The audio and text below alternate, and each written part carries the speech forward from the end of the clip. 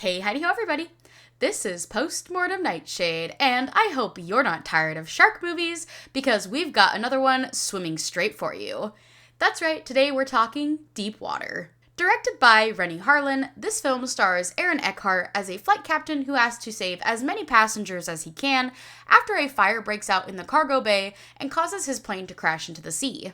Renny Harlin may be a name you recognize because he is the director responsible for the most recent trilogy run of The Strangers.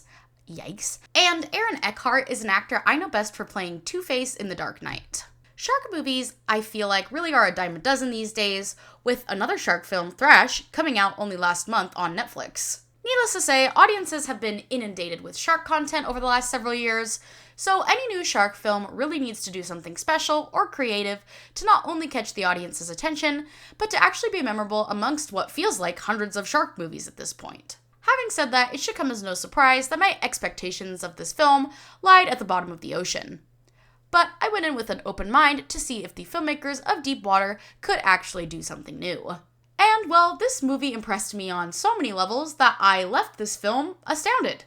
Now, don't mistake me, this film astounded me both in good and bad ways. As far as the positives are concerned, Deep Water had some great practical effects. The plane crash scene in particular was probably the best I've seen to date. Granted, there was some CGI use, but it was very well blended with the practical work they did to execute this plane crashing and ripping apart in the ocean. And even though this movie had sharks, easily the scariest part of this film was the plane crash and how visceral the execution felt.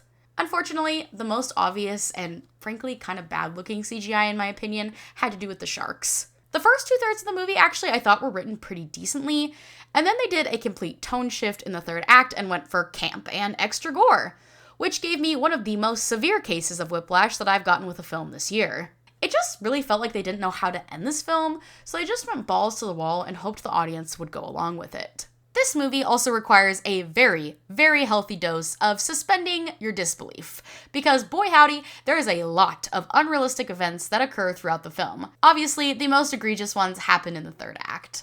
The characters were also nothing special by the end of the film, and most of them definitely fit into very stereotypical roles in writing. Honestly, if you already enjoy shark movies, I think that you could have a good time with this one. But for me, the inconsistent tone really threw my experience overboard. So on my scale, this film gets a hey Heidi, no really, maybe just stop. But let me know in the comments what you thought of Deep Water. Thank you everyone so much for tuning in, and if you'd like to follow along on my movie review journey, please like and subscribe, and I will see y'all very soon.